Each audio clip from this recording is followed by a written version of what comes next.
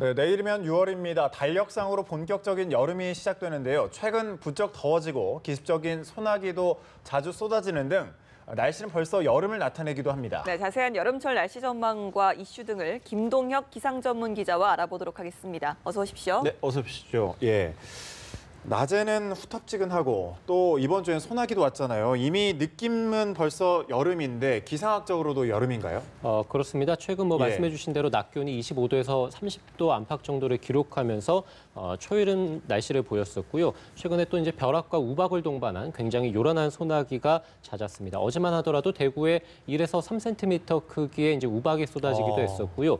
지난 화요일 같은 경우에서도 구미 지역에서 시간당 40mm의 집중호우가 쏟아지게 됐습니다. 어제 내린 그 요란한 소나기로 인해서 그 경북 지역에서의 농작물 피해도 있었고 대구에서는 이제 강한 비가 쏟아지면서 침수 피해도 잇따라 발생하기도 했습니다. 그만큼 최근 날씨를 좀 본다면은 여름 더위도 좀 있고 그다음에 비도 좀 강하게 내리면서 이제 날씨도 이제 여름에 들어섰다 이렇게 볼 수도 있겠는데요. 실제적으로 봤을 때 여름의 시작일은 달력상으로는 말씀해 주신 대로 이제 6월 1일 그래서 내일에 해당이 되겠죠. 그다음에 절기로 본다면은 이제 입하에 해당이 됩니다. 그래서 5월 초에 해당이 되는데 우리가 이제 그래픽을 통해 보시겠습니다만 기상학적인 여름의 시작일은 일평균 기온이 20도를 웃도는 날이 지속될 때를 의미를 하게 됩니다. 그래서 하루 평균 기온이 20도를 웃돌아야 되는데 서울 같은 경우는 5월 26일부터 이제 일평균 기온이 20도를 웃돌기 시작을 했었고요. 대구 같은 경우는 5월 23일에 해당이 됩니다. 그래서 이미 기상학적으로도 여름이 시작이 됐다 이렇게 볼 수 있겠습니다. 그렇군요. 5월의 소나기는 상당히 좀 낯설었는데 이렇게 소나기가 내리고 또 우박까지 쏟아지는 이유는 뭘까요?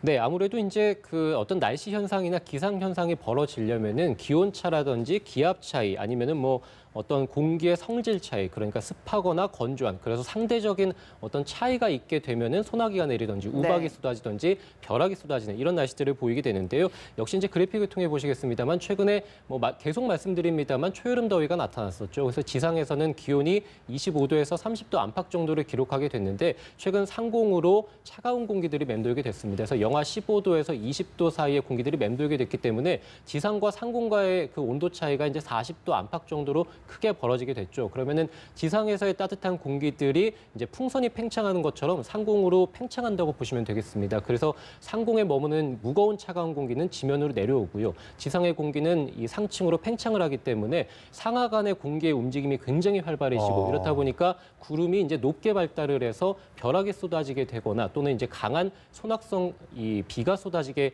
되는 경우를 보게 되겠는데요. 우박이 쏟아지는 것도 마찬가지입니다. 그래서 이런 구름 안에 빙정들이 머물게 되는데 상공의 기온이 낮기 때문에 어떤 수증기의 형태가 얼음알갱이 형태로 있게 됩니다. 그런데 상하의 움직임으로 인해서 이 얼음알갱이가 올라갈 때는 이제 얼었다가 내려올 때는 이제 녹았다가 이런 과정들을 반복하면서 다른 얼음알갱이들과 합쳐지게 되고 이것이 이제 무게를 견디지 못하면은 지상으로 떨어지게 되는 것이 이제 바로 우박이라고 보시면 되겠습니다. 그런데 한여름철에는 원체 이제 상공도 뜨겁기 때문에 우박이 지상으로 떨어지기 전에 다 녹아내립니다만 이런 초여름 날씨라든지 또는 가을철에는 지상의 기온이 한 25도에서 30도 안팎 정도이기 때문에 떨어지면서 다 녹지 않고 지면에 떨어져서 녹는 경우가 많습니다. 그래서 초여름에도 우박이 떨어지는 경우도 있게 됩니다. 어쨌든 최근에 소나기 같은 경우는 말씀드린 대로 상하층 간의 온도 차이에 의해서 발생하게 됐는데 우리가 이제 한여름에는 훨씬 더 강한 소나기가 내리게 됩니다. 그것은 하층에서의 어떤 수증기 양이 훨씬 더 많이 풍부하게 들어오기 때문에 더 강한 비를 내리게 되고 최근 같은 경우는 5에서 한 20mm 정도, 그래서 강수량이 그렇게 많지는 않았다는 특징을 보이게 되고요. 말씀드린 대로 상공에서 한기가 머물기 때문에 최근에 소나기가 쏟아진다고 말씀을 드렸는데 그 상공에 머물던 한기가 동쪽으로 대부분 다 빠져나갔습니다. 그렇기 때문에 오늘부터는 당분간 소나기 소식은 없겠고 우박 소식도 없습니다. 예, 다행입니다. 여름철 날씨를 보면 요즘에 보면 끈적끈적하고 또 그 기습적인 폭우가 쏟아지기도 하는데 흔히 동남아 날씨, 스콜과도 좀 비교를 하거든요. 이 동남아성 기후로 우리나라 기후가 좀 바뀌는 게 아닌가. 여기에 대해서는 어떻게 보십니까? 네, 그 아무래도 이제 아열대성 예. 스콜이라고 하는 것은 이제 해가 오후 시간에 굉장히 쨍쨍하게 내리쬐다가 갑자기 이제 어두워지고 저녁처럼 어두워지고 비가 내리고 이제 벼락이 쏟아지는 형태라고 보시면 되겠는데요.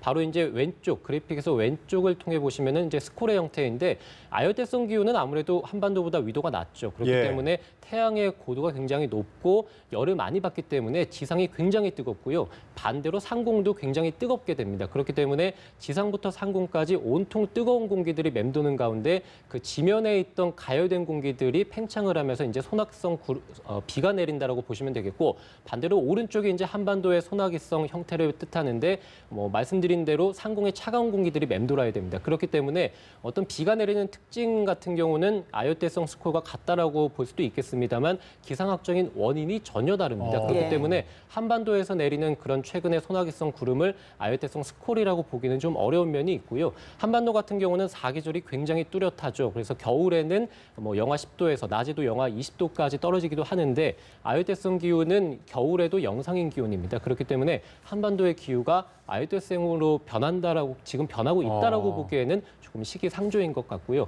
아열대성 스콜 같은 경우는 1년 내내 오후 시간대 내리는 특징이 있습니다만 한반도의 소나기는 최근에도 그랬습니다만 밤 시간대도 내리고요. 예. 새벽 시간대도 예. 내리게 됩니다. 그래서 여러 가지 좀 차이점이 있습니다. 예, 아직 아열대 기후까지는 아니지만 그래도 이 체감하는 계절은 확실히 여름입니다. 자, 올여름 날씨 전망은 좀 어떻게 할 수 있겠습니까? 네, 좀 짧게 말씀을 드리겠다면 이제 6월과 8월 달에 평년보다 기온이 높을 것으로 보입니다. 그렇기 때문에 초여름 더위도 굉장히 강하겠고요. 8월 달과 9월 초에 늦더위도 강할 것으로 예상이 되고요.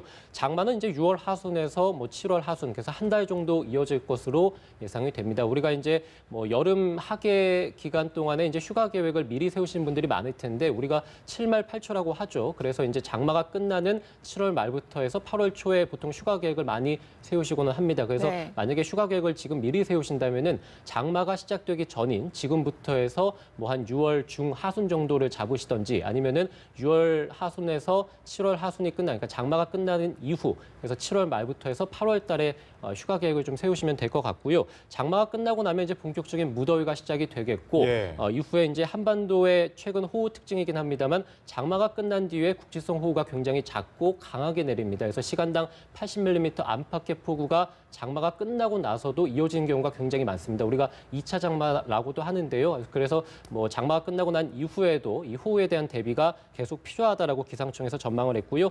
태풍은 한 2개 정도가 한반도에 직간접적으로 영향을 줄 전망입니다. 그렇군요. 올 봄에 보면 황사도 잦았고 미세먼지 소식은 아직까지 있거든요. 아직 이제 조금 어느 정도 여름으로 가는 것 같은데 왜 미세먼지 소식이 아직까지 있는 건가요?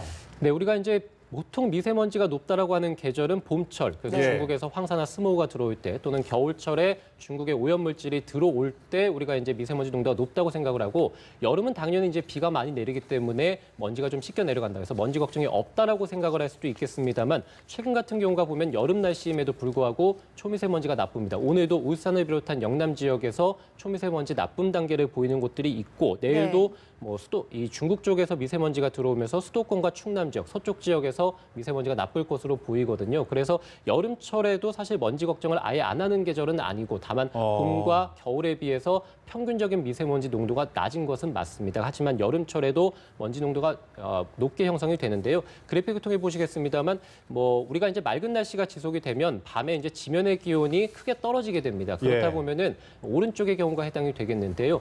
지면의 기온이 무거운 공기들, 차가운 공기들이 맴돌기 때문에 상하 간의 움직임이 활발하게 일어나지 않습니다. 그렇기 때문에 새벽에 국내나 또는 국외에서 들어온 미세먼지들이 이제 계속 공기 중에 맴돌고 섞이지 않는 모습을 보이면서 대기 정체가 일어나기 때문에 이 낮 시간대가 아닌 그러니까 아침이나 새벽 시간, 밤 시간대는 미세먼지 농도가 최근에도 높게 형성이 됩니다. 그래서 우리가 보통 이제 과학 시간에 배우는 게 새벽 시간에 운동하는 게 나쁘다라고 배우는 것도 그렇죠. 이런 대기 정체 때문입니다. 그래서 최근에는 이런 대기 정체로 인해서 아침이나 저녁 시간대 미세먼지 농도가 높게 형성이 되고요. 우리가 장마철에 비가 내리면은 먼지가 씻겨 내려갑니다만 다만 이제 비가 그치고 다시 맑은 날이 지속이 되면 대기 정체가 지속이 됩니다. 그래서 장마철에도 먼지 걱정이 아예 없는 것은 또 아닙니다. 한 달 전체 기간으로 본다면 3, 4일 정도는 7월 달과 8월 달에도 먼지가 나쁠 때가 있기 때문에 1년 내내 사실 한반도는 1년 내내 먼지 걱정을 해야 되고 특히 여름철에는 오존에 대한 대비도 특별히 좀 필요한 시기입니다. 네, 여름에는 상대적으로 적어진다 이렇게 그냥 생각을 해야 되겠군요. 알겠습니다. 김동혁 기상 전문 기자와